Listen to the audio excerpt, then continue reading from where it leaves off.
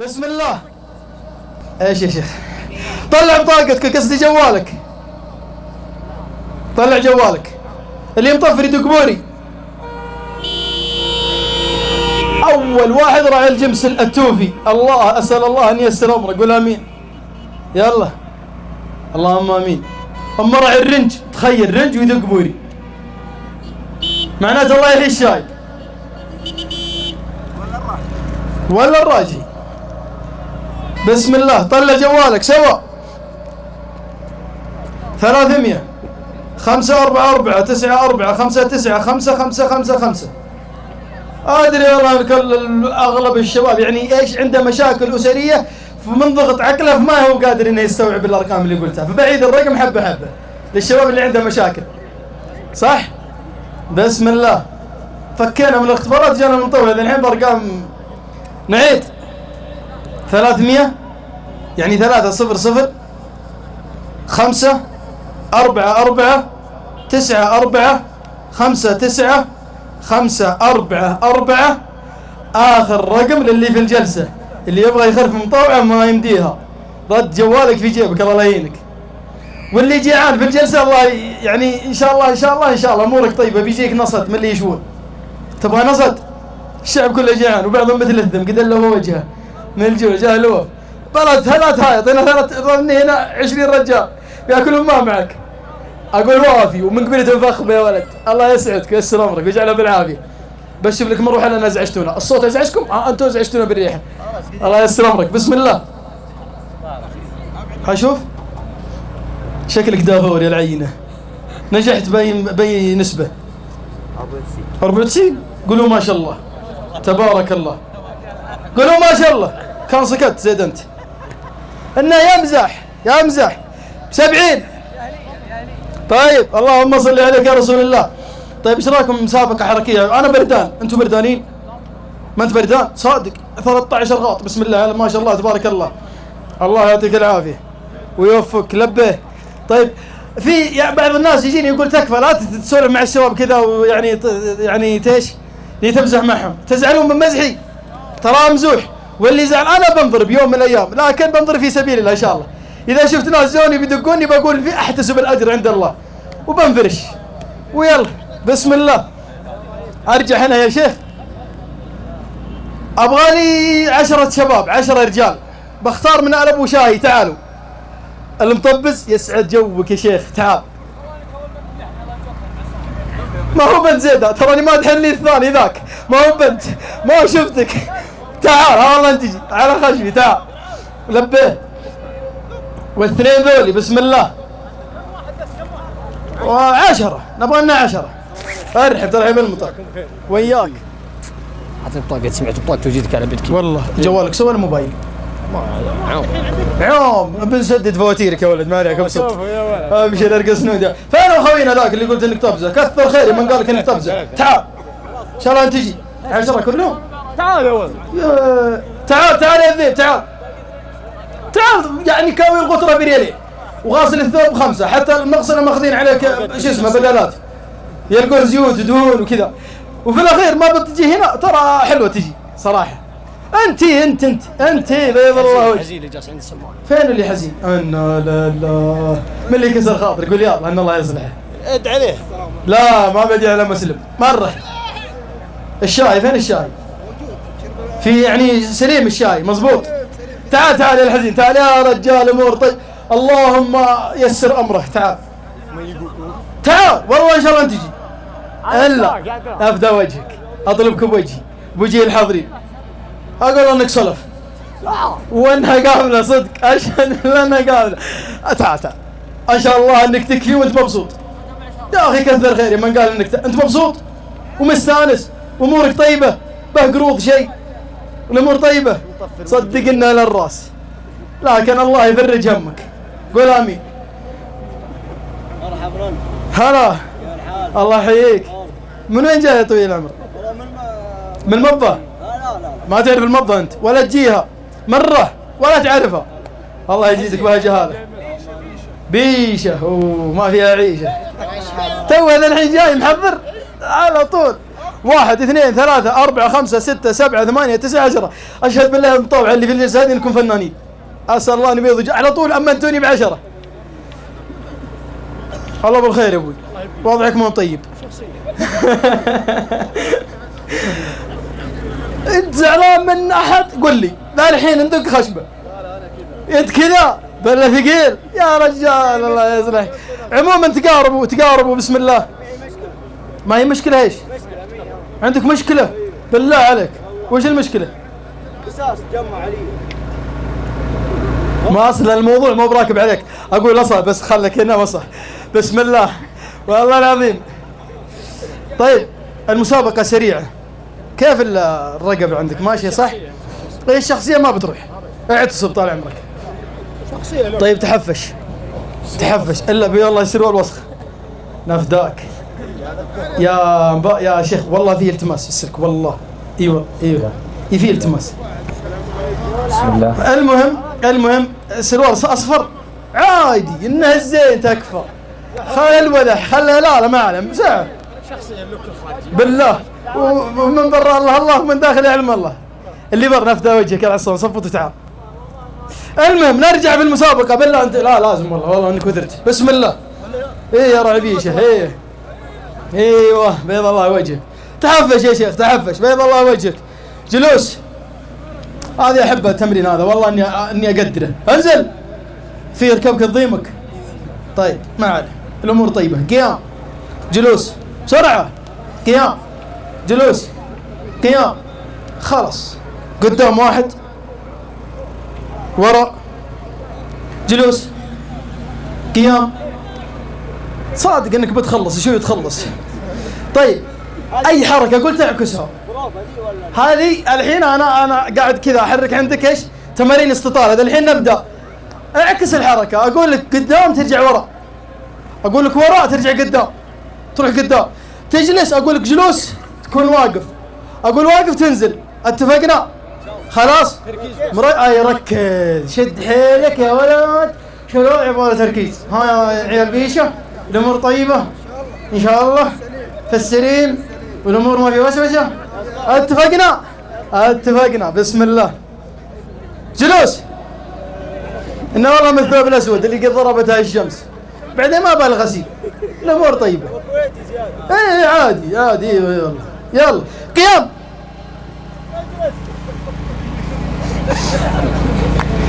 انا بعطيكم نفس ما عندي مشكله. جلوس قيام. والله لا هريك يا دب ذا الحين. بسم الله. ترى والله اني كنت امتن منك. الامور طيبه ما عليه، اهم شيء الاخلاق صح. قيام يعني انك مركز ومعنا في الجو صح. ايه خلاص قيام. نافداك. اذا قلت قيام فاجلس، واذا قلت اجلس فقم. انا رفعت يدي ما سمعتني يا استاذ. ليه يا استاذ؟ وش تبغى؟ نجحت انت؟ لا والله ايوه لازم دور ثاني عشان تكي مع الشباب هناك. ايوه صح لازم الزحفان كذا. جلوس قيام بسرعه. خلاص نبدا نطلع. خلاص نبدا نطلع يا شيخ. انت يا تصوير نبدا نطلع. بسم الله. قيام جلوس. اكلم الوالد. امك تكلم هذا الحين الله يخليها لك. امين الله يصلح كلها. قول امين. قدام. يلا روح لامك روح. انا فداك تروح تسلم على امك وتكلمها. بيض الله وجهك الكذاب شيء. جلوس قيام جلوس قيام بسرعه. اول شيء شاد القبع، والقبع شاد العروق، والوضع اصلا من اول مزري، والتركيز ما هو موجود، والبرد شين. قيام. يلا فيشه ما فيها فيشه هذه فيشه مشاكل. جلوس احسان. تركيز والوضع يطمن والامور طيبه. قيام. خلاص انا افداك اني قلت لك القبع هذا ريح شويه في الشداد الله يسعدك. قيام. الله يلينك كمل. يلا قم الله يستر عليك. بيض الله وجهك. جلوس قدام ورا قدام ورا بسرعه. حرك. جلوس ها يلا يلا يلا والله العظيم انك ترفع الضغط. انزل اجلس. قيام. 1 2 3 برا. ما شاء الله سبحان الله. ترى المتنة ثبات في كل مكان. ايوه الامور طيبه. تعال هنا كمل يعني. تعال اخويا خير عندك شيء؟ تفضل. لا شوف اللي بقى شوي. تفضل يا صاحب اللكزس. تعال جلوس. اقول لا يكثر. ها لا يقع الشيء. انتوا الكدش الشين الشعر اللي ما ادري وشو. قيام جلوس. قيام جلوس. قدام ورا جلوس. يلا يلا يلا الله يقاك. السلام عليكم. اخر مره غسلت القمعده متى؟ ترى ما من غسيلها فائده. تدري ليه؟ تكفي المسامات يعني تكفي الوساخه فيدخل البرد، لكن اذا قد الوضح موجود ابن البرد يدخل. الله يسعدك في الدنيا وفي الاخره. نمزح معك. انت لو تشوف الطاقيه حقتي خلها على الله، لو تحطها في وجه كلب مات. امزح. روح تعال فزت. ايش الجائزه يا شيخ؟ طاقه؟ هي ايش طقم؟ اي والله يا الرجال حتى لو تبغى طقم يا رجال سر المايط. انت حق طراقيع وزياده عليك. شباب اللي برا تفضلوا مرحبا مليون. انا ابغى مشاركه من الجمهور. ابغى لي قصيده كفو. قم الله وجهك ما يبشر بالخير. بس تعال استغفر الله. تعال الله يحفظك وييسر امرك. تعال. السلام عليكم. سلام. اول شيء عرفنا باسمك. طال عمرك. الشاعر؟ ماني شاعر بالله. طيب عرفنا باسمك. تركي من؟ عبد الله ايش؟ مغران. الشهري ولا عمري؟ لا الله يعني لازم تخمني. لازم يلا ايش؟ يا خم هذه. فش عسيري انا. ونعم مالك زود. مغرم عسيري. تجي؟ ايوه يجي صح. طيب اللهم صل عليك يا رسول الله. ايش القصيده؟ اهم شيء ما هي غزليه. تبون غزل؟ لا نعرف انك بحر من شعر يعني. لو تبحر في الشعر في الغزل بتضيع الشباب. انا لو اقول لك سالفه يمكن ما تصدق. ها بمطيس يرسل لي كول. لا الكذاب شين. الله يحفظك. خلاص اخر الليل. صادق صدقتك. الله يحفظك. تعال اعطنا قصيده علشان الشباب يصورونك وخلها مركزه كذا. ابشر. يمكن ينشرونها في اليوتيوب. لا بدون ما تمسك الميكروفون. لا ينشرون اليوتيوب. لا بالله لا حقوق الطبع محفوظه. اقول لا يكثر بس يلا بسرعه. اللي عنده مشاركه يعدها. ها يلا عفوك يوم تصفيه الحساب يا رب. يوم الحصاد ما جمعنا في السنين يا رب. يوم الحشر قرب ولا معنى ذهاب. اليوم في الدنيا وبكره راحلين. خلاص لا باقي في 2. ايوه كمل. اليوم في الدنيا وبكره راحلين. نجمع ذنوب ونرتجي عفو ثواب. وعلى نصر ربي لنا مستعجلين. تدرون ليه امالنا مثل السراب. تدرون ليه النصر سيف الاولين اعمالهم وفق الكتاب. قاموا عليه وباعوا الدنيا بدين. وحنا غفلنا بينما لذ وطاب. والنصر سيف ما يسله غافلين. نصبح على شوف انتهاكات وخراب. ونمسي على دمع وتنهات وونين. بصدورنا شيء تذوب له الهضاب. وافعالنا والواقع رياح وطحين. يالله زلزل تحت الاعداء التراب. امين. والطف بنا واحقن دماء المسلمين. ندعيك يا قادر على جعل السحاب جيش لنصرة قلة مستهدفين. من بينهم شيبة يعزون الشباب من وقفتها من طولها في الركعتين. ومن بينهم عذرا تون بلا حجابها لفوا به الجرح المكين. تون تبكي ما هو منها لهم ولا صواب. تبغى الحجاب اللي خذوه المسعفين. ومن بينهم مرعن عن عيون ما الثنتين غاب. تبكي عين وتلتفت لاخيه عين. من هول ما يجري لهم شاب الغراب. يا وسع حلمك وانت ما فوق مدين. صفقوا بسرعه. اقوى يستاهل. سلام. بس تبغى غيرها جبنه. بيض الله وجهك. بس انك اذا قلت لك بعض الكلمات دق لي ايش معك فيها؟ يعني افهم. انا مش ايش؟ يا رجال ما معك كبك في البيت متقطع على زره. في البيت ثوب كبك والله عندي. يلا تفضل. يستاهل. صفقوا له. هذا الرجال ولا تغب ما فيه كبك. يا ريت انك شلت الكبك. خلى فعلا انه طيب صلوا على الشباب اللي هناك. انا افدى رجولكم تفضلوا. اطلبكم بوجهي يا اخوان. ليش اني لازمت شباب راح جض منا؟ خير تفضل مرحبا مليون. الفرش فاضي وخلها تحفنا الملائكه وتغشانا الرحمه. يلا استعينوا بالله. الله يحييكم، مرحبا تلريون. وأسأل الله العظيم لمن جاء وجلس معنا على الفراش إن الله يحرم وجهه عن النار، وإن الله يشرح صدره. قولوا آمين آمين. لبيه. تعال يا راعي الهلي، تعال تعال صفط واحتسب الأجر في أخوياك. المكتب التعاوني للدعوة والإرشاد وتوعية الجاليات بأبها يرحب بكم في هذه الليلة الماتعة مع الداعية الشبابي خالد الرياعي. مرحبا ألف. الله يحييكم جميعا ومرحبا مليون. وأسأل الله في هذه الساعة أن يجمعنا وإياكم في مستقر رحمته. قولوا آمين. أعطوني بس دقيقة أشوف هذا اللي يتكلم ويعطينا خلفيات. نبدأ. إيه نبدأ. أنا شفنا يبدأ يا شيخ. نبدأ يا شيخ أبو عيسى. بيض الله وجهك. إيه نعم، صلوا على النبي. اللهم صل وسلم عليك يا رسول الله. خلوني أعطي بطاقة ذا الحين. قبل شوي زين لا سوا. ما في موبايل يا شيخ؟ كلكم سوا صح؟ علشان المي ذيك. يلا طلع جوالك بسم الله. اللهم اجعلها في يد واحد بار والدين. 7 3 2. لا طلع تقفل جوالك انت. قبل هذا دافور انا بسم الله ما شاء الله تبارك الله. قفل جوالك. لا والله طلع جوالك وان شاء الله انك تفوز بها. يلا بسم الله. 7 3 2 1 6 7 6 8 5 3 5 0 4. آخر رقم اللي في الجلسة.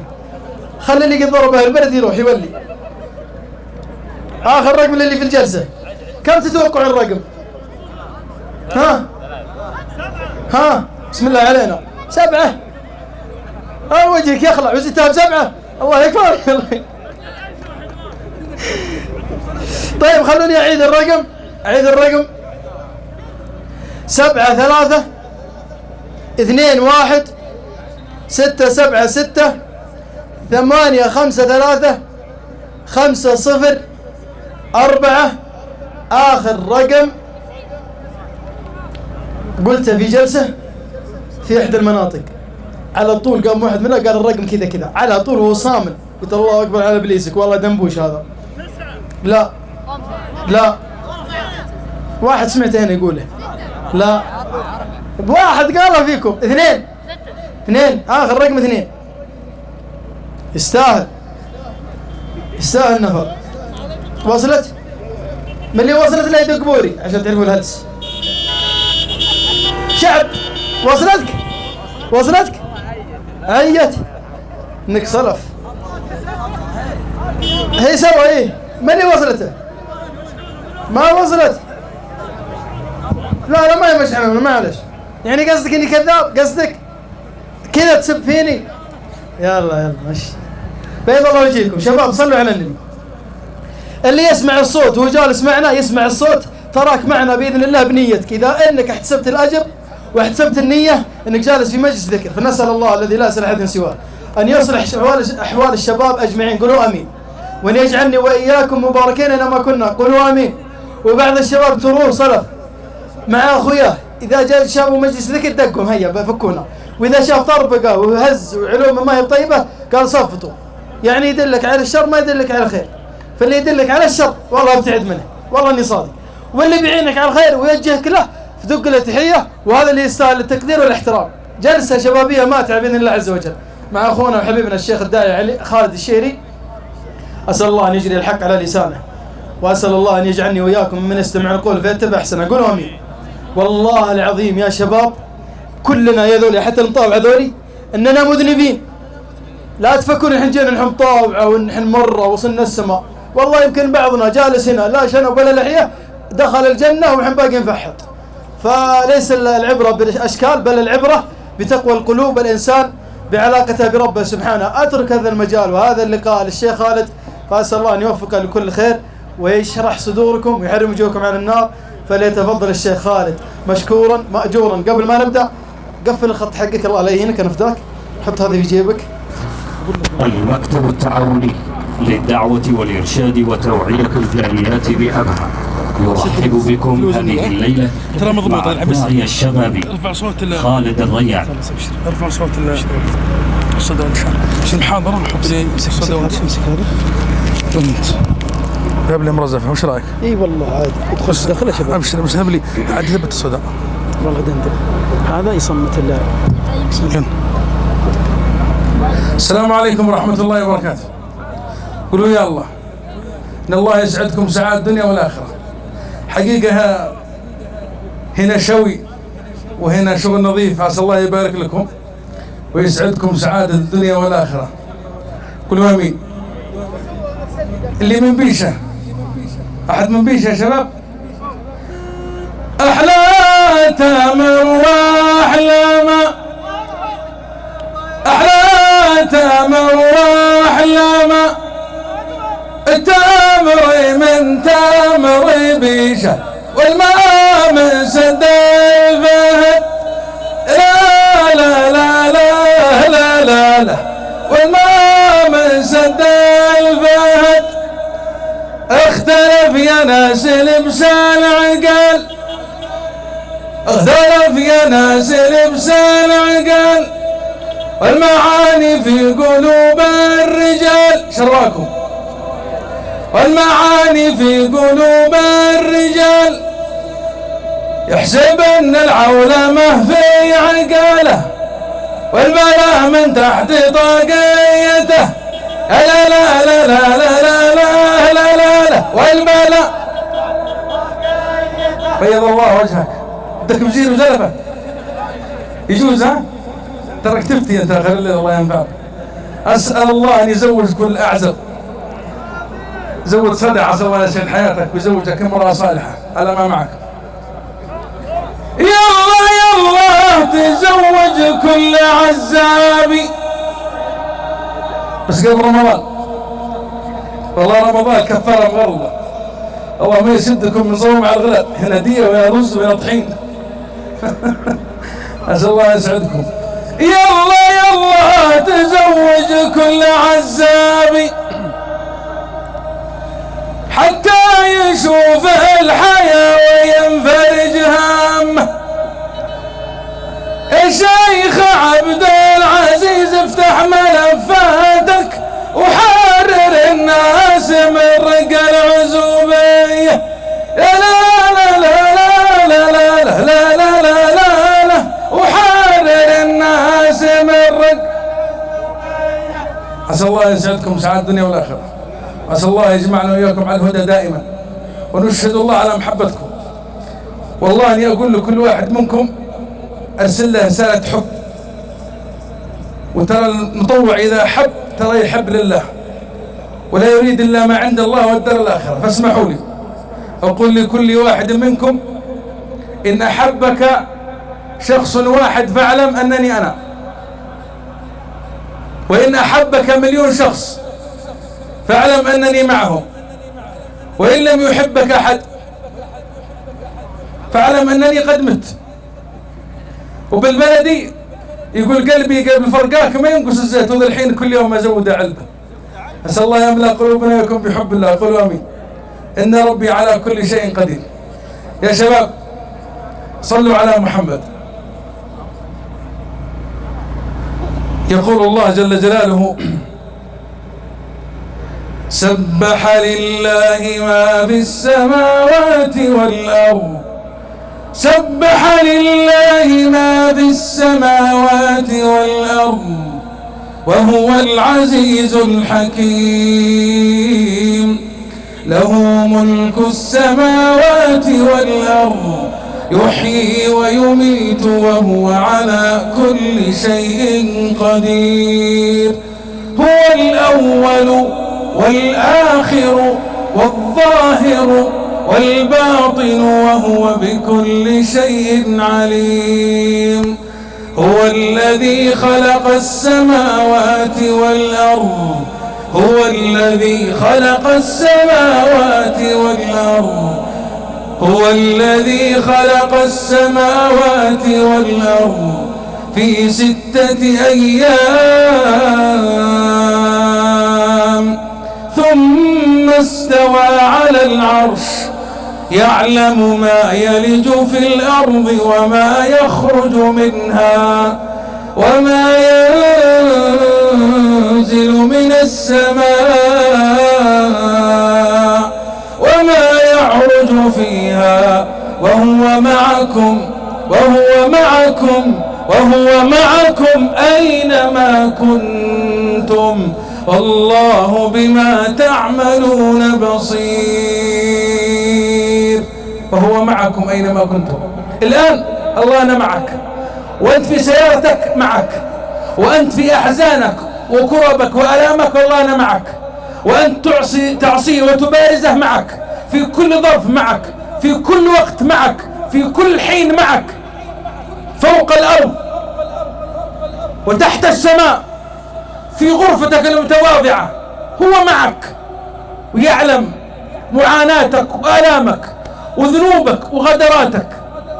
اللي يعرف الله من أخوك يودع أحزانه، يتبسم من جديد، حتى لو أذنب، حتى لو أخطأ، حتى لو تاه.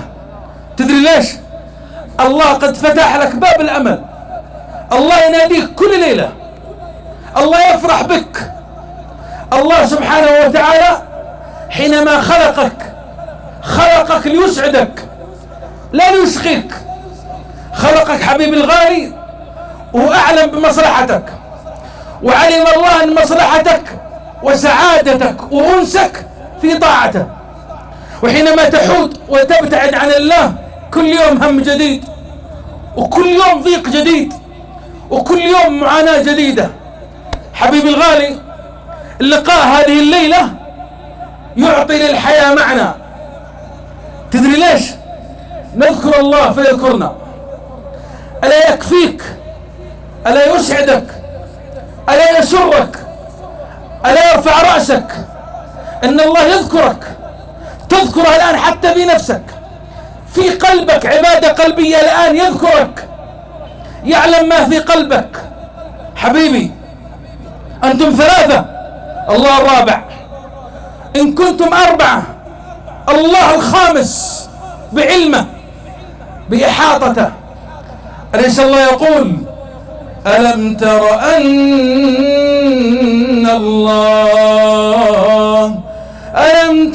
أن الله يعلم ما في السماوات وما في الأرض، ما يكون من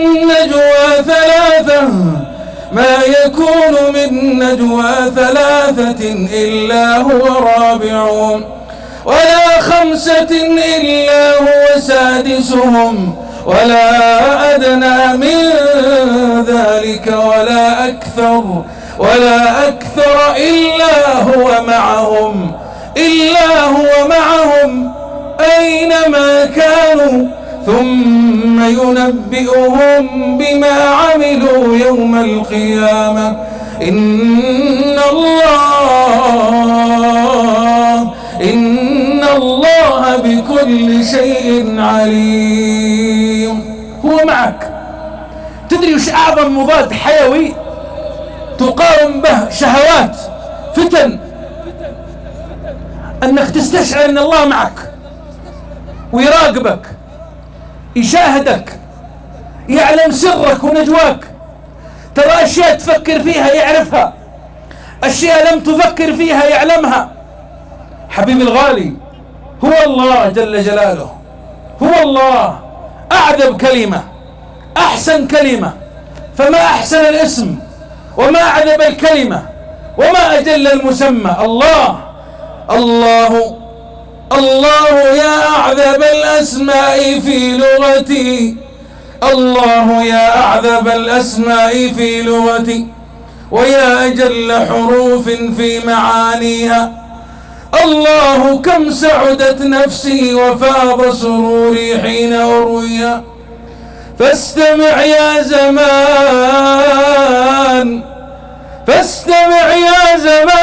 هذا محب يتلو أنشودة للرواة. يا خلايا الفؤاد يا كل نبض، هات ما عندكم من الحب هات. أنا وأنت تاه لبي وذاب قلبي لربي، تاه لبي وذاب قلبي لربي، تاه لبي وذاب قلبي لربي، فهو حبي وسلوتي وحياتي. أشهد بالله يا شباب إن أعظم لحظات عمرك حينما تعيش مع الله. اسأل أي شاب ابتعد عن الله وبارز الله بالمعاصي، والله يا أحبة حينما تقرر أن تعود إلى الله وتأنس بالله إنك تشعر بسعادة ولذة تقع في قلبك ما قذفها في قلبك في تلك اللحظة إلا الله، لأن الله شكور، لأن الله جل جلاله يقول: ومن يقترف حسنة نزد له فيها حسنا إن الله غفور شكور.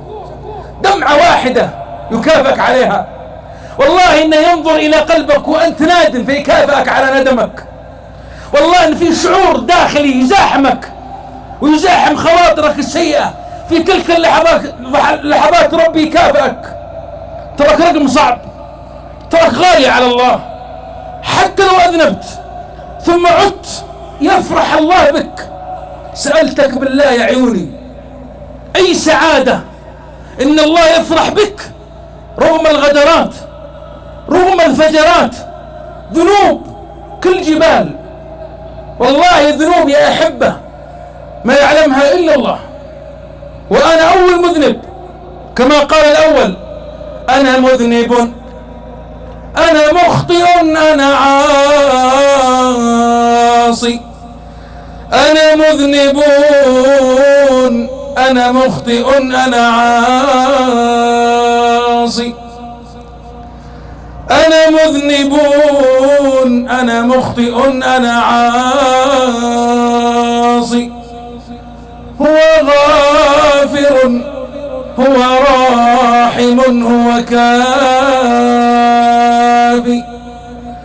قابلتهن ثلاثة بثلاثة فلتغلبن أوصافه أوصافي. ما أعظم الله، ما أكرم الله. حبيبي اسمع هذه القصة هذه من المعهد النبوي العالي لإصلاح النفوس، يقولها لنا محمد الذي الله عليه وسلم.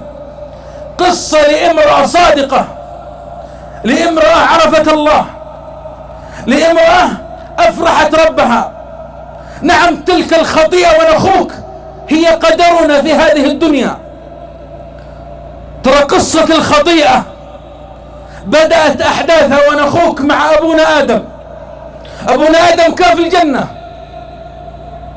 فعصى ربه فهبط من الجنة.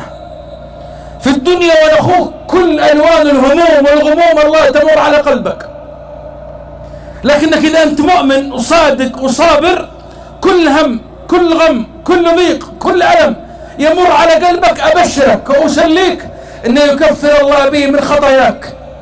قد تذنب الذنب بعد الذنب هم، من رحمة الله بك أن يكون ذلك الهم بعد ذلك الذنب، لأن الله يريد أن يتوب عليك. حبيبي الغالي، هذه امرأة راحت بكل قوة إلى أكبر سلطة تشريعية وتنفيذية في البلد. من هو؟ في تلك اللحظات وفي تلك الأيام كان محمد صلى الله عليه وسلم. جاءت إلى النبي والله لا مغفورة ولا جاءت عن طريق مصدر متعاون، جاءت هي وهي امرأة، جاءت تعترف بكل صراحة بكل قوة، لأنها تشعر أن الخطيئة عار وذنب. من يستمر على الخطيئة واقعد كل يوم ذنب جديد. ترى حبيبي الغالي، ترى الشهوة في البداية لها لذة، لكن والله أنك تنتصف طريق الشهوات هم، ونهايتها عياذا بالله إلا أن تتدارك رحمة الله انتحار. وكم من شاب، كم من شاب قتل نفسه عشان أعرض عن ذكر الله. أنا ما جيت اليوم أعاتبك ولا ألومك، أنا جئت اليوم أعلمك أنك رقم صعب، وأن هذه المرأة التي أقدمت ودنست نفسها بالمعصية كيف استيقظت، كيف الله قذف في نفسها القوة والإرادة. يا جماعة، هذه المرأة الغامدية أتت إلى النبي صلى الله عليه وسلم تعترف بكل صراحة أنها وقعت في جريمة الزنا. جريمة الزنا، نعم هي وقعت. قالت: يا رسول الله، أصبت حدا فطهرني. يا أحبتي، والله أن الشريعة ما طلبتها تجي، والله أن الشريعة منحتها الخيار ترجع. يصد عنها صلى الله عليه وسلم حتى يعطيها فرصة لاستئناف الحياة. قالت: يا رسول الله، أتردني كما رددت فلانا؟ والله إني لحبنا من الزنا، طهرني. يا جماعة، ليس القضية قضية جلد وتمشي، ترى قدمت نفسها لرجم بالحجارة. وأنت لا تتوقع أن الذي يرجم بالحجارة بيموت من أول حجر، لا، يجيبون نقلة قلاب، وأول ضربة أما في الرأس أو في الرقبة يمكن ما يموت إلا بعد 40 حجر، يعني مع كل حجر موته. ونسيت هذا كله، هدفها أن يرضى الله عنها، تشعر بجمرة، جمرة ندم تحترق في قلبها، تشتعل في ضميرها. وجدت أن الخيار لإطفاء هذه الجمرة أن تقدم نفسها للحجارة.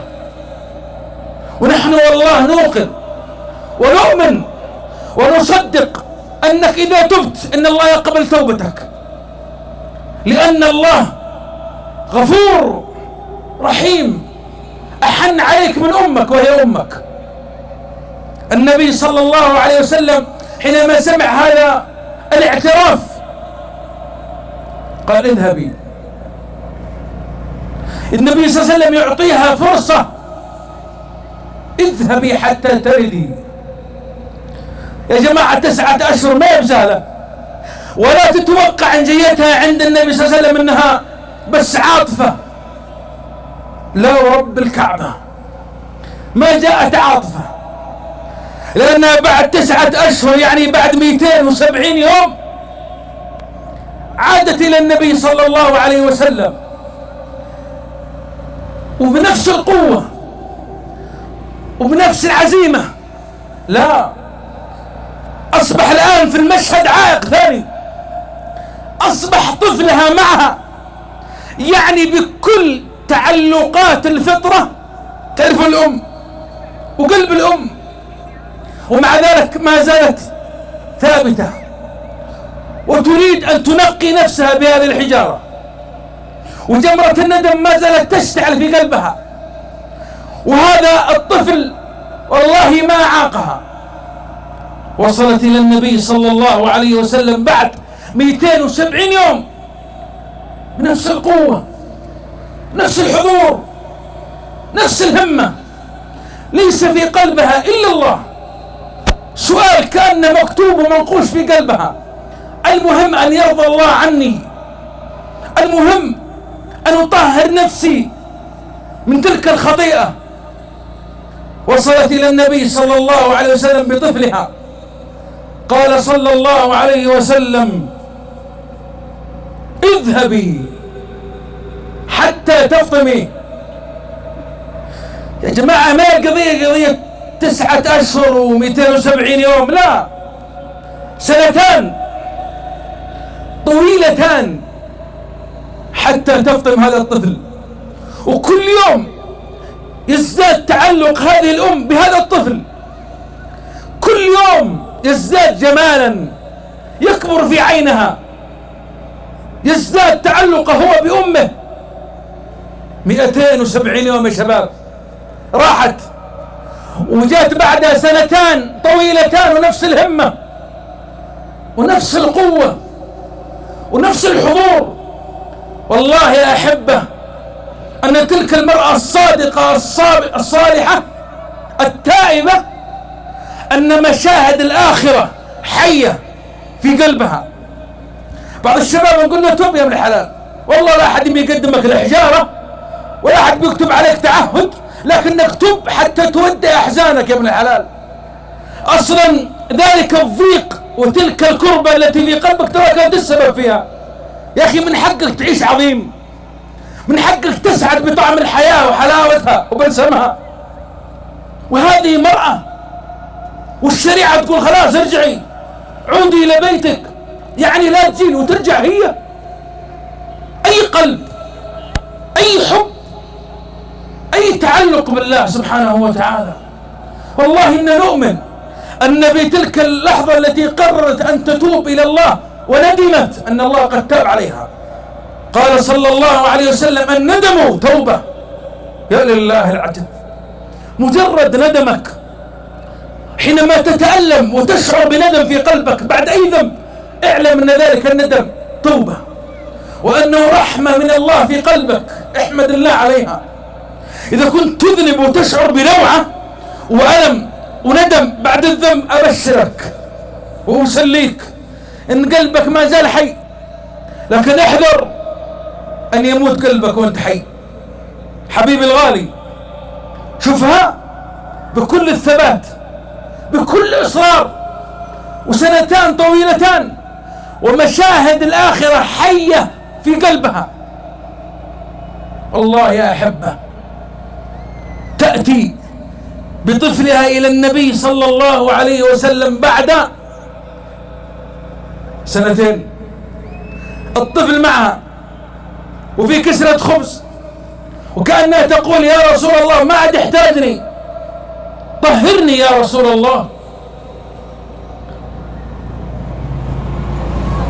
قال النبي صلى الله عليه وسلم لأحد الصحابة من يكفله؟ قال أحد الصحابة أنا يا رسول الله. الآن يا شباب تبدأ الآن أحداث التنفيذ، والمرأة ثابتة لم تتغير، ليس في قلبها في تلك اللحظات إلا الله. قلوب تعرف الله، قلوب يا شباب. نعم نحن نذنب، لكن ماذا بعد الذنب؟ أنت سألت نفسك؟ أنت أعرف الناس بقلبك وصلواتك وعلاقتك مع الله وعلاقتك مع أمك المكلومة وأبوك الحنون. أنت أعرف الناس بنفسك. قبل أن نكمل أحداث التنفيذ ونخوك، والله أن أعظم قصة تؤثر في حياتك أشعرنا قصتك مع نفسك. إذا سمعت قصة الغامدية، وهذه التي جادت بنفسها لله وقدمت نفسها للحجارة، وأنت قصتك مع نفسك تسمع المواعظ وتسمع المنادي ينادي 5 مرات في اليوم والليلة، يناديك أنت ولا تجيب وتعرض وغرك ستر الله عليك، وأنت في قلبك من الهموم والمعاناة ما يعلمها إلا الله،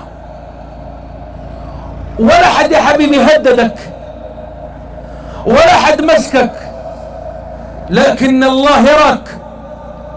وهذه المرأة يا حبيبي الغالي تعدت بثباتها كثير من الرجال، وصاملة وصادقة وثابتة كالجبل. هدفها أن تلقى الله وقد غفر الله لها وتاب عليها. تبدأ الآن أحداث التنفيذ. تأمل المشهد، كل واحد مع صخرة وهي مربوطة وترمى رضي الله عنها وأرضاها، والنبي صلى الله عليه وسلم يسمع ويرى. ترمى بأول حجر، أين وقع لا أدري، والثاني والثالث طلع من هدم أصاب ثياب خالد بن الوليد رضي الله عنه. وش سوى خالد؟ سبها شتمها. قال صلى الله عليه وسلم: اسمع يا أخوك، شوف كيف التائبة لها حضور في قلب محمد صلى الله عليه وسلم. النبي ما عيرها، ما سبها، ترى عاشت يا جماعة سنتان طويلتان مع 9 أشهر في المدينة ومجتمع نقي، ما واحد يعير ولا يهدد بمقطع ولا ابتزاز، مجتمع نظيف. والسادة محمد صلى الله عليه وسلم وطلابه الصحابة مجتمع نظيف، عاشت في المدينة بكل أريحية. والنبي صلى الله عليه وسلم حينما سمع هذا السب والشتم من خالد بن الوليد لها، اسمع ماذا قال، اسمع كيف حي توبتها.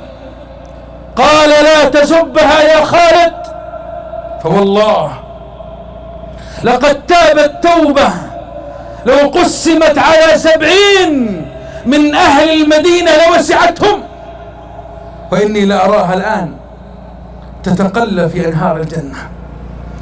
تراها بدأت قصتها بمعصية وخطيئة، لكنها صدقت وثبتت، ومشاهد الآخرة حية في قلبها.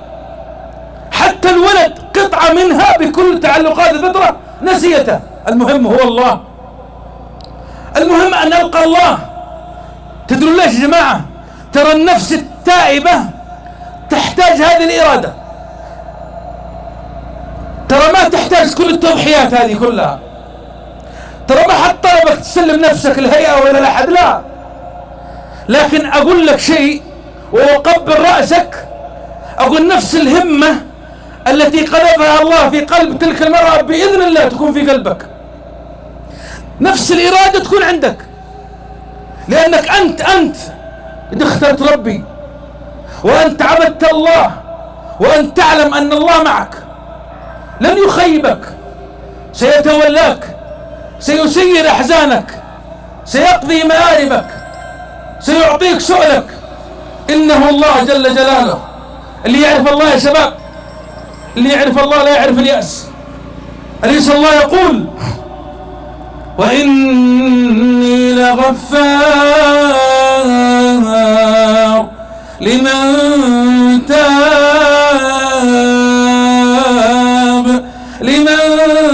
تاب وآمن وعمل عملا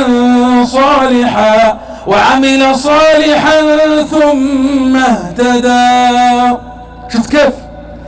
أسألكم بالله يا جماعة، أي همة عندها، أي حب تبالغ فيه مثل حب الله جل جلاله؟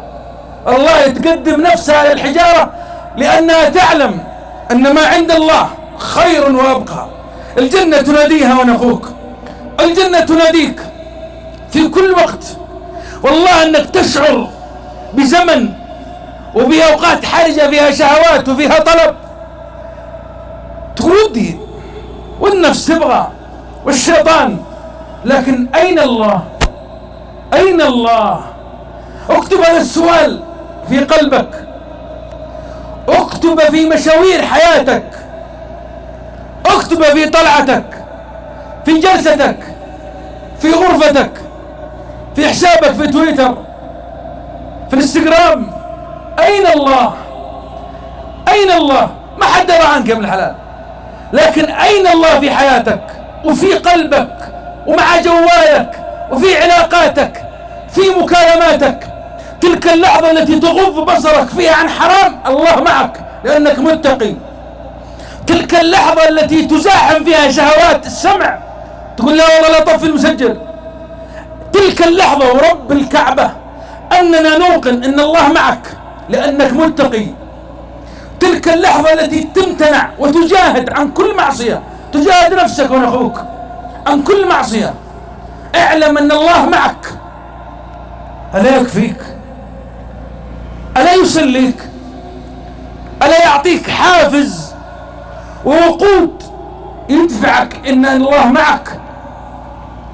والله يا أخي لو كنت واصل وتعرف واحد واصل إن أمورك طيبة، فكيف بشخص صلته بالله قوية؟ والله يا أحبة إذا طلبت من الناس أن يساعدوك ولا يقفون معك ولا توسطون لك، لن يتوسطون لك إلا بشيء قد كتبه الله، ولن تكون في أي مكان مرموق إلا بشيء قد كتبه الله. لا تبالغ في الناس وقد جعل الله لكل شيء قدرا. بالغ في حب الله، بالغ في حسن الظن بالله والتوكل على الله. هذه امرأة يا جماعة بدأت ووقعت في معصية لكنها صدقت واختارت ربي، فإذا بمحمد صلى الله عليه وسلم يدافع عنها ويحيي توبتها. وأبشرك وأسليك أن التائب من الذنب كمن لا ذنب له. لكني أسألك سؤال، أين المقومات التي تجعلك تتوب والبعيد ما يصلي؟ ودي أغير لكنك ما تصلي، كيف تقول؟ لا، لازم تصلي، لأن الصلاة هذه يا حبيبي أنس، مضاد، أعظم مضاد حيوي لفيروسات التعاسة والشقاء اللي تمر على قلبك. أقول لك صل، صل وأنت صادق، صل وأنت موقن أن هذه الصلاة صلة بينك وبين الله. إذا كان هذه الصلاة تنهاك عن الفحشاء والمنكر، صدقني أنك ستقاوم كل الآلام وكل الشهوات وكل الكروبات. ألست تقرأ وتعلم وتسمع قول الله تعالى حينما قال عن يونس بن متى: فلولا أنه كان من المسبحين، فلولا أنه كان من المسبحين للبث في بطنه إلى يوم يبعثون. قال ابن عباس: فلولا أنه كان من المسبحين أي من المصلين. لا إله إلا الله. يا أخي يونس بن متى، بالله تصور المشهد، يونس بن متى في ظلمات ثلاث يا الربع، ظلمة الليل وبطن الحوت وظلمة البحر. بالله تخيل أنك مكانه وفي تلك الظلمات، ظلمة ليل وظلمة بحر وبطن حوت، يعني اللي برا ما دروا. تستغيث بمن؟ يغيثك من في تلك اللحظات؟ البشر ما حول أحد، لكن يبقى الله والله. ابن عباس ترجمان القرآن وقمطر العلم قال: فلولا أنه كان من المصلين، يعني مع المسبحين المصلين. تبغى تودع أحزانك، تبغى تشعر بطعم الحياة وأنا أخوك، تبغى تتغلب على كل معصية، لا تقول لي ما تقدر، والله أنك تقدر. والله حينما قال الله: وتوبوا إلى الله، وتوبوا إلى الله، وتوبوا إلى الله جميعا لعلكم تفلحون. حينما قال الله وتوبوا، علم الله أنك تستطيع أن تتوب، وأنك تقدر تغير، وأنك قادر على أن تتحمل أعباء الطريق. ما أنت بسهل، أنت حفيد أبو بكر، أنت تسير على خطى يوسف عليه السلام. حبيبي تقول شهوات وفتن. يوسف دخلت عليه امرأة العزيز، ونسوا فيها حلو زي يوسف، لا ولا هنا. ان بغيت جمال في شطر الجمال عند يوسف. مع ذلك يأتي القرآن وحينما ذكر الله قصة يوسف وحينما امتدح الله يوسف، يا شباب افهموا القرآن، لا تتوقع ان الله امتدح يوسف بجماله، لا والله. والله يا شباب الجمال يزول، والشهوات تحت الأقدام، والرغبات في التراب. هذول اللي عرفوا الله وكان همهم ربي واشتغلوا بالله. صح انك تتعب في البدايات، لكن ابشر بالخير، نهاية الجنة عرضها السماوات والأرض. لو لم يكن من توبتك إلا سعادة وأنس وراحة وطمأنينة لكفى. بل وأيم الله أن الله قد أوعدك بالحياة الطيبة والمتاع الحسن حينما قال: وأن استغفروا ربكم ثم توبوا إليه يمتعكم متاعا حسنا. يا أخي أتشك في الله؟ أفي الله شك؟ الذي قال: وأن استغفروا ربكم ثم توبوا إليه يمتعكم متاعا حسنا. أتدري من القائل؟ إنه الله جل جلاله. أفي الله شك؟ لا وربي، إن الله وعدكم وعد الحق. ترى الشيطان أخوك يخذلك، ترى يعطيك جو ثاني ويزين لك المعصية ويدخلك إلى عالم من السعادة المؤقتة، لكن بعدها هم وضيق ونكد. ويوم القيامة أتدري ماذا يقول الشيطان؟ وما هي خطبة الشيطان يوم القيامة؟ يقول الله: وقال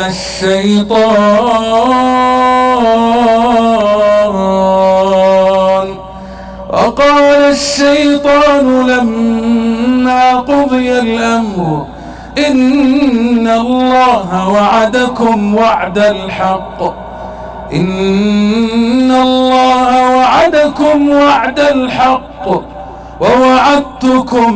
ووعدتكم فأخلفتكم وما كان لي عليكم من سلطان إلا أن دعوتكم. هذا كلام الشيطان. إلا أن دعوتكم فاستجبتم لي فلا تلوموني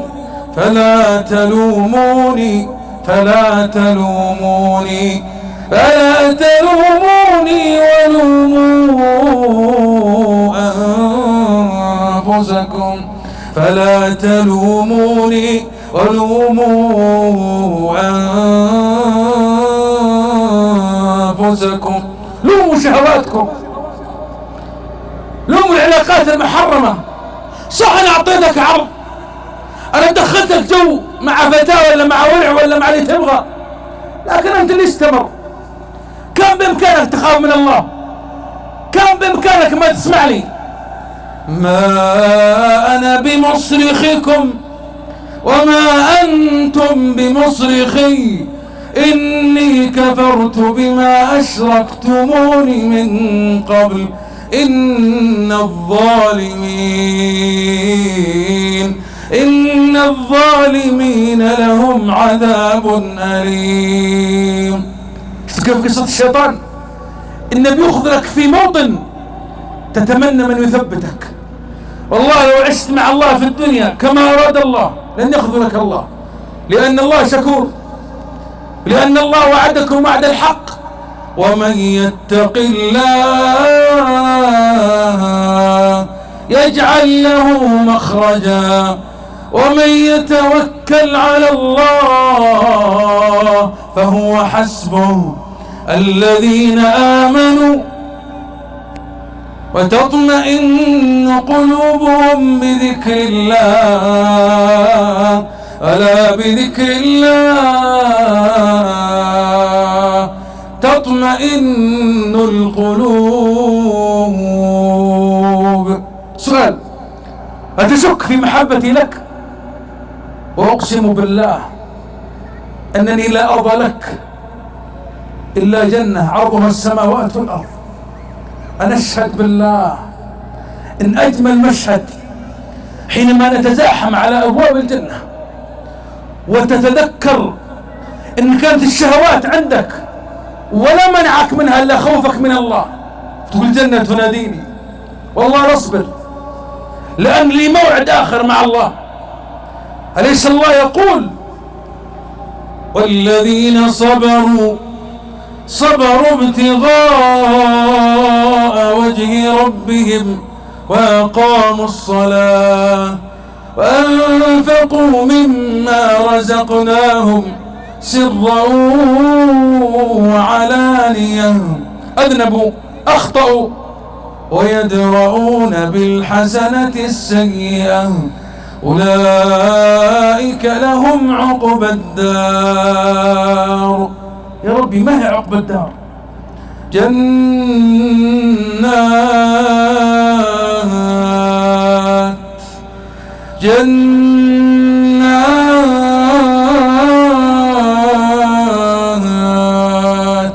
ما هي جنة واحدة عشان صبروا استشعروا أن الله يراهم.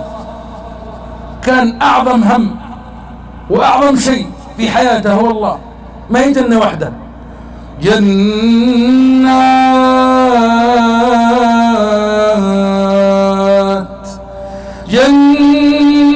عدن يدخلونها. شفت كيف؟ ومن صلح من آبائهم وأزواجهم وذرياتهم. يا للحفاوة، يا للكرامة. تأمل المشهد. والملائكة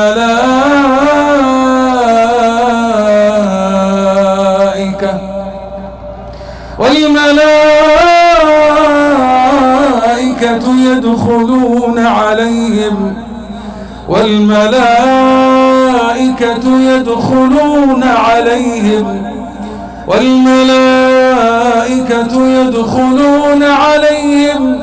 يدخلون عليهم من كل باب. ليش يا ربي؟ ليش هذه الحفاوة؟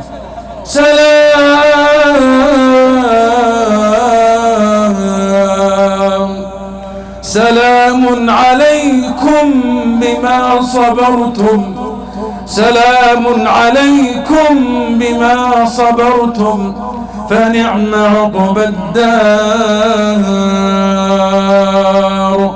صبروا حتى لذة النوم الفراش والله أن يقاومها حتى يجيب داعي الله. حي على الصلاة، حي على الفلاح. صبر، يسمع كلمات مزعجة وقاسية من أبوه وأمه، والله أنه ينكب على قدميه، ينكب على قدمي أمه رغم القسوة رغم الألم. البر ما هو سهل، ما جعل الله الجنة الزم رجليها في ذنب الجنة إلا أنه صعب. له رجال، له أبطال اختاروا الله، همهم الجنة، همهم ما عند الله والدار الآخرة، يسيرون على خطى يوسف معاذ الله. هذا هتاف يوسف أنا أخوك. يوسف حينما غلقت الأبواب امرأة العزيز ماذا قال؟ قال معاذ الله، قال معاذ الله إنه ربي أحسن مثواي إنه لا يفلح الظالمون.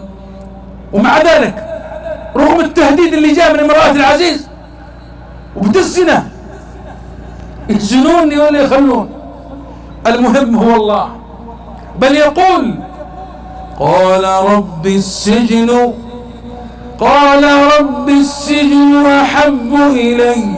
أحب إلي مما يدعونني إليه. متى يكون ربي أحب إليك من كل الشهوات، من كل الملذات؟ لا تقول إن شاء الله بترك، لا تترك. إذا ما تركت الحين يجيك يوم غصب عنك تترك، إما بإعاقة الله يمتع بحياتك وحاشاك وأعوذ بالله، نسأل الله أن يحفظك، أو شيء يصرفك عنها غصب عنك، أو كما قال الله وحيل بينهم وبين ما يشتهون. تكفى أخوك، ركز، ترى ما بطول عليك، لكني سأسعدك بقصة عجيبة ولامرأة ما هي من الواقع. قال صلى الله عليه وسلم، شوف الثبات كيف، قال: رأيت ليلة أسري بي امرأة، لا ليست امرأة. وش رأيكم؟ والله يا أخواني إنك تتعجب من ثباتها.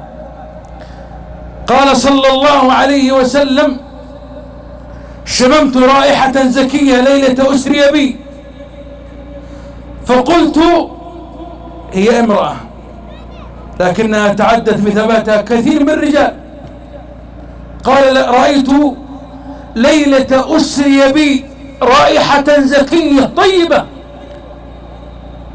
لامست أنف محمد صلى الله عليه وسلم ليلة الإسراء. فقلت: ما هذه الرائحة الطيبة يا جبريل؟ قال: هذه الرائحة الطيبة رائحة ماشطة بنت فرعون. فرعون عنده بنت، لكن من أبهة الملك والطغيان وزخرف الدنيا الكذوب حتى البنت ما تمشط عمرها، في واحدة تمشطها. هذه الماشطة كانت تمشط شعر بنت فرعون، فسقط المشط من يدها، فقالت: بسم الله. فقالت بنت فرعون: أهو أبي؟ لأنه ايش قال هو؟ قال: أنا ربكم الأعلى. قالت هذه الماشطة بكل ثبات، قالت: بل ربي ورب أبيك الله. قالت: لأخبرن أبي. الآن أصبح أسلوب تهديد. جاء فرعون مع تلك المرأة الضعيفة، لكنها صادقة وثابتة، لكنها ضعيفة تستعين بقوي. ورائحة الثبات يا جماعة يبقى على مر الدهور حتى يلامس أنف النبي صلى الله عليه وسلم. قال: ألك رب غيري؟ قالت: نعم، بكل ثبات، ربي وربك الله. الآن أصبح أسلوب تهديد. كم معها أبناء، فيا جماعة جاء وأتى بقدر من نحاس وفيه زيت، وأخذ يغلي ويلهب بهذه النار الضروس. أخذ أول ولد: من ربك؟ قالت: ربي وربك الله. أخذ أول ولد، والأم تنظر والأم تشاهد.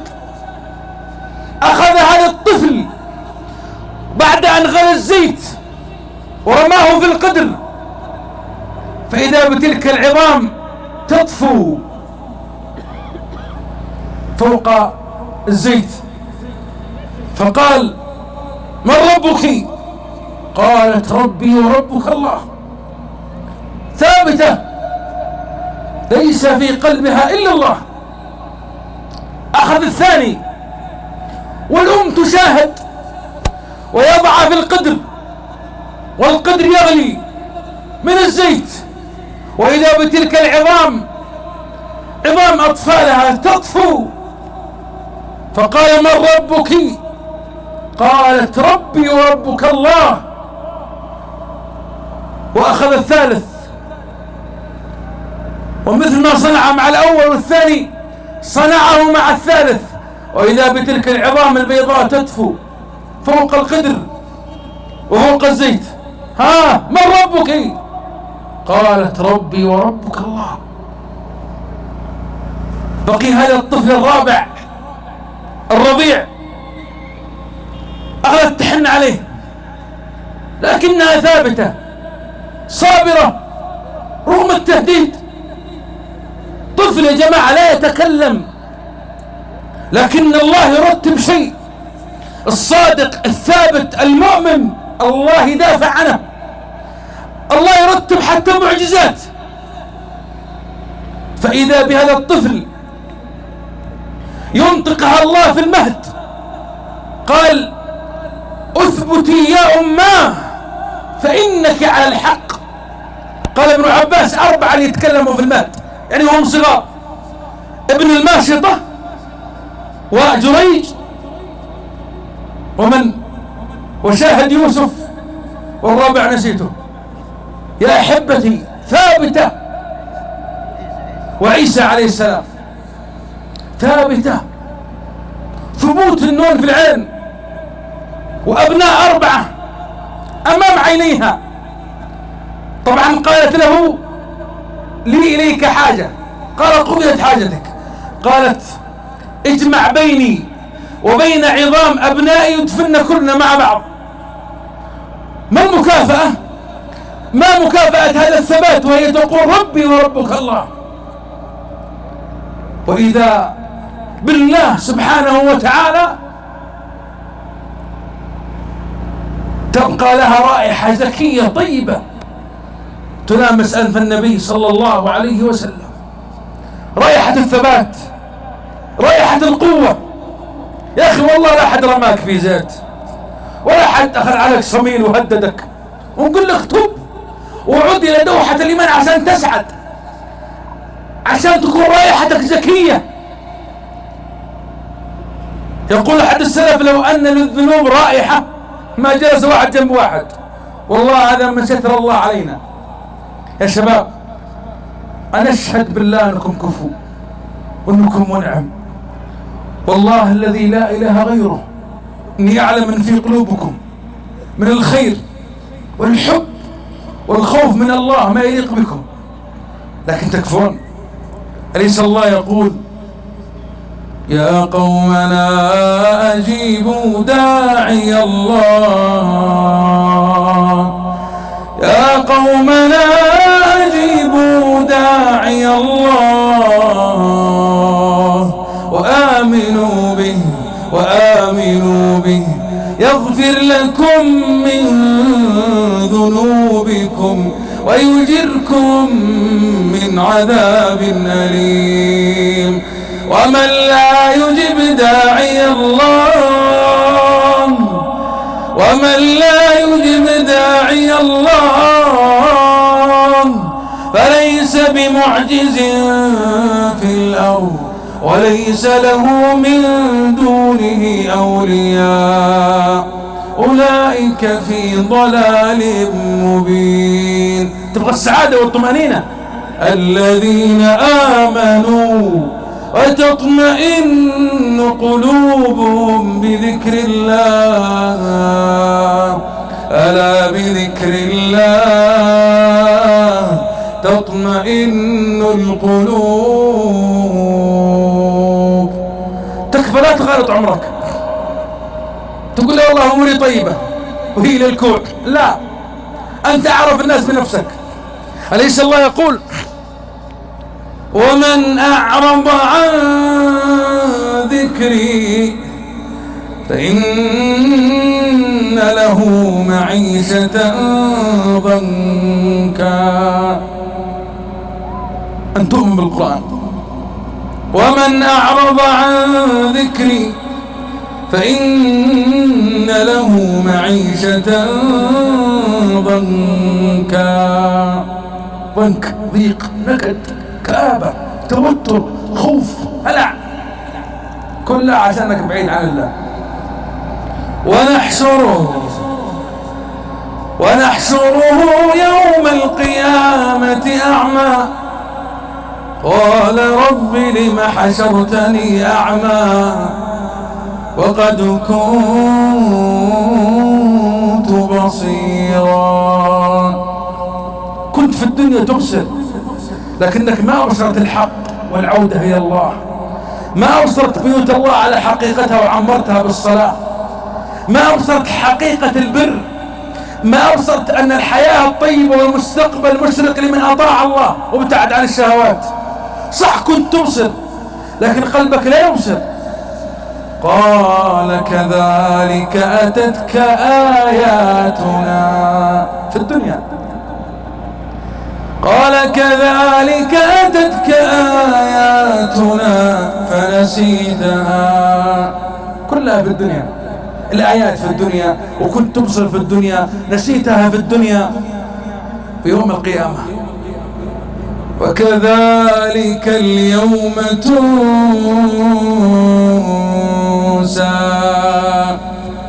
والله يا اخواني اعظم الغبن والندامة والحسرة الناس يتزاحمون على ابواب الجنة والبعيد عني وعنكم قد نسيها الله في ذلك الموضع. هما طريقان، يقول الله فاذكروني أذكركم واشكروا لي ولا تكفرون.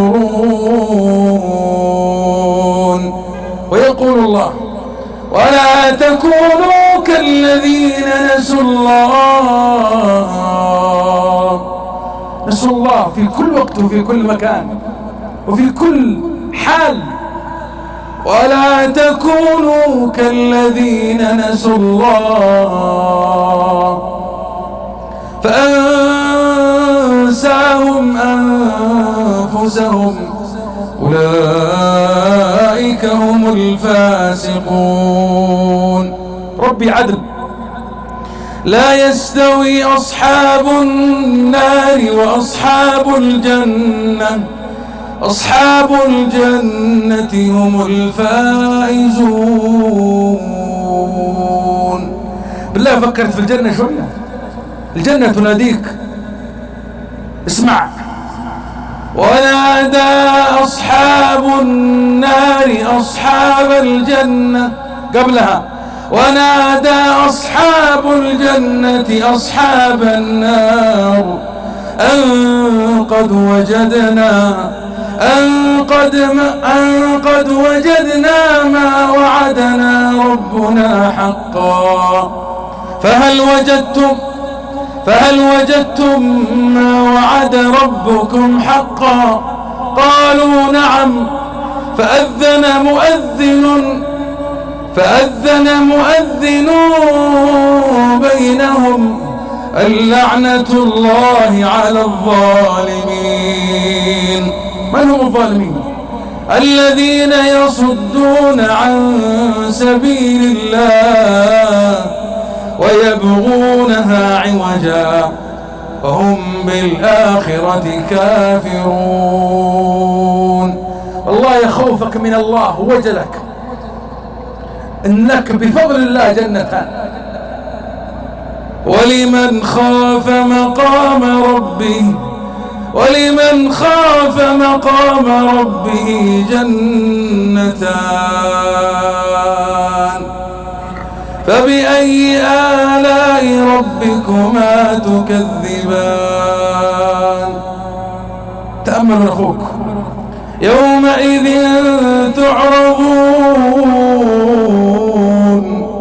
تعرضون لا تخفى منكم خافية.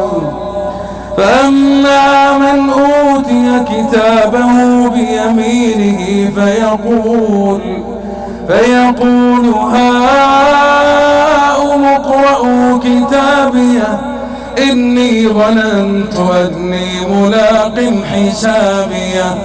فهو في عيشة راضية في جنة عالية قطوفها دانية. كلوا واشربوا هنيئا بما أسلفتم في الأيام الخالية. وأما من أوتي كتابه بشماله فيقول يا ليتني لم أوت كتابيا ولم أدر ما حسابيه. يا ليتها كانت القاضية ما أغنى عني ماليا هلك عني سلطانيا. خذوه فغلوه صلوا ثم في سلسلة ذرعها 70 ذراعا فاسلكوه. ما السبب؟ إنه كان لا يؤمن بالله العظيم ولا يحض على طعام المسكين فليس له اليوم هاهنا حميم ولا طعام إلا من غسلين لا يأكله إلا الخاطئون. الجنة تناديك ونخوك. التائب إلى الله سبحانه وتعالى الملائكة يدعون له، والله بنص كتاب الله: الذين يحملون العرش ومن حوله يسبحون بحمد ربهم ويؤمنون به ويستغفرون للذين آمنوا ربنا وسعت كل شيء رحمة وعلما فاغفر للذين تابوا واتبعوا سبيلك وقهم عذاب الجحيم. ربنا وأدخلهم جنات عدن التي وعدتهم ومن صلح من آبائهم وأزواجهم وذرياتهم إنك أنت العزيز الحكيم. وقيموا السيئات ومن تق السيئات يومئذ فقد رحمته وذلك هو الفوز العظيم. والله إن الله يبغى يتوب علي وعليك. ما أرحم الله، ما أكرم الله. الله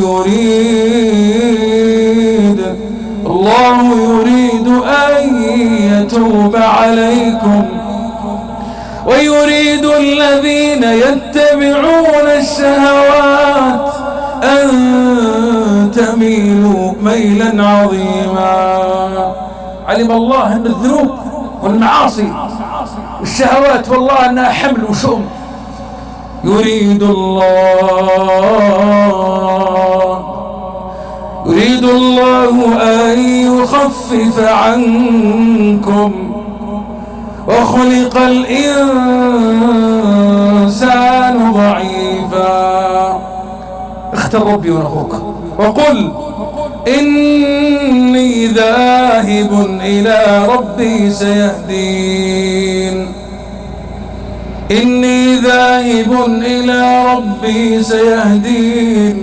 والله سيهديك وسيعطيك وسيغفر ذنبك ويستر عيبك. والله يعطيك سؤلك. والله اللي يعرف ما يعرف اليأس. الحل ففروا إلى الله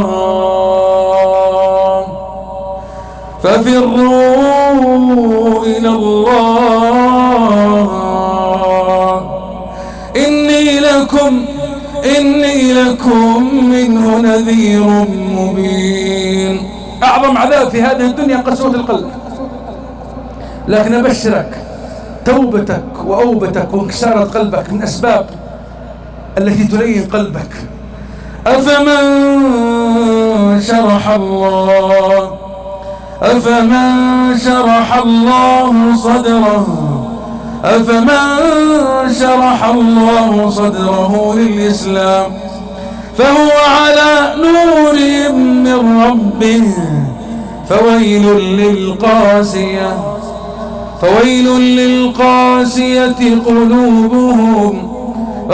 للقاسية قلوبهم من ذكر الله أولئك في ضلال مبين. الله نزل أحسن الحديث كتابا متشابها فثانية تقشعر منه جلود الذين يخشون ربهم ثم تلين جلودهم وقلوبهم إلى ذكر الله. ذلك هدى الله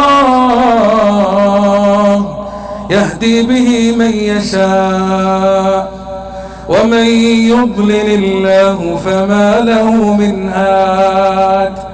وأنت لوحدك وفي غرفتك المتواضعة ومع جوالك تذكر: أيحسب أن لم يره أحد؟ ألم يعلم بأن الله يرى وهو معكم أينما كنتم والله بما تعملون بصير. أبشر حينما تستشعر أن الله يراك وهو معك، وأن معية الله تحيط بك من أخوك، بعدها تقرر أن تعود إلى الله. أبشرك أنك موعود بالحياة الطيبة، وأن الله يبدل سيئاتك حسنات. الذنوب ستغفر، الهموم ستفرج. والله أنها تكثر الذنوب يا شباب، الله أنها تقسو القلوب، لكن معنا رب رحيم وسعت رحمته كل شيء. بس عد إليه، أفرحه والله أن يفرحك، وسيعطيك وسيتولاك ويقضي حوائجك. إلا من تاب وآمن وعمل عملا صالحا فأولئك يبدل الله سيئاتهم حسنات وكان الله غفورا رحيما. تكفر أخوك من هذه الليلة، اعقد صلح مع الله، عد إلى الله، أفرح الله بتوبتك. ترى الدمعة رقراقة بكر والله تلامس وجناتك. قال عنها صلى الله عليه وسلم: من خرج من عينه قدر رأس الذبابة من خشية الله حرم الله وجهه على النار. انزلي انزلي يا دموع. إنما المؤمنون الذين إذا ذكر الله وجلت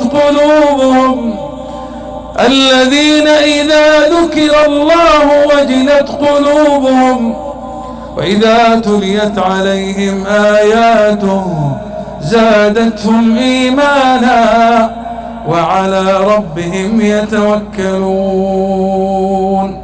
أبشر وأمل وافرح.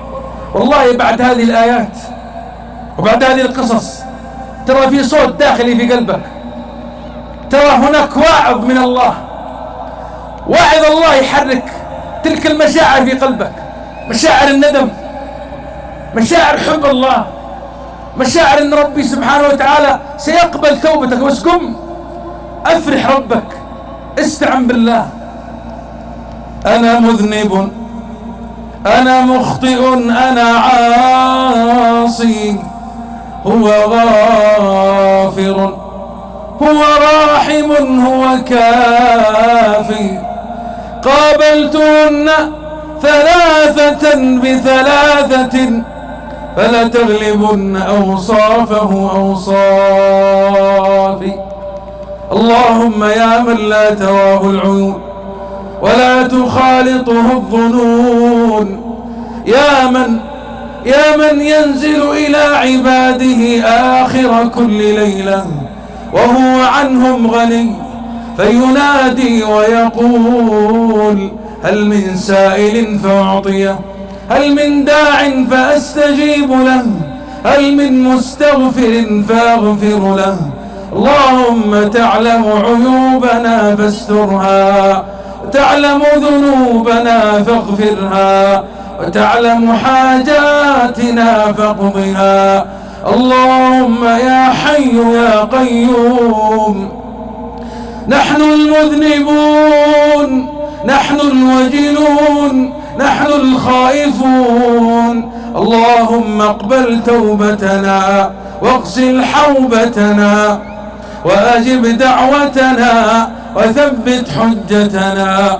اللهم أصلح شباب المسلمين عامة والشباب الحاضرين خاصة. اللهم اشرح صدورهم، اللهم املأ قلوبهم بحبك. اللهم لا تفرق هذا الجمع المبارك إلا وقد فرجت كل همومنا وغفرت كل ذنوبنا وسترت كل عيوبنا يا ذا الجلال والإكرام يا حي يا قيوم. ليس في الوجود رب سواك فيدعى، ليس في الكون إله غيرك فيرجى. اللهم يا حي يا قيوم، اللهم ارحمنا رحمة من عندك تهدي بها قلوبنا وتشرح بها صدورنا وتغفر بها ذنوبنا وتستر بها عيوبنا يا ذا الجلال والإكرام. اللهم اجعل هذا البلد آمنا، اللهم اجعل هذا البلد آمنا وسائر بلاد المسلمين. اللهم من عادانا فعاده ومن مكر بنا فامكر به. اللهم كن لإخواننا المرابطين على الثغور اللهم في هذه الساعة اللهم سدد رميهم، اللهم صوب رأيهم، اللهم تول أمرهم. اللهم كن لهم ناصرا ومعينا ومؤيدا وظهيرا، فنعم المولى ونعم النصير. اللهم عليك بالحوثيين وأعوانهم، اللهم شتت شملهم، اللهم فرق جمعهم، اللهم احصهم عددا، اللهم اقتلهم بددا، اللهم لا تغادر منهم أحدا. اللهم لا ترفع لهم في الأرض راية واجعلهم لغيرهم عبرة وآية. اللهم لا تسلط علينا بذنوبنا من لا يخافك فينا ولا يرحمنا برحمتك يا أرحم الراحمين. ربنا اغفر لنا ذنوبنا وإسرافنا في أمرنا وثبت أقدامنا وانصرنا على القوم الكافرين. وصل اللهم وسلم على حبيبنا محمد.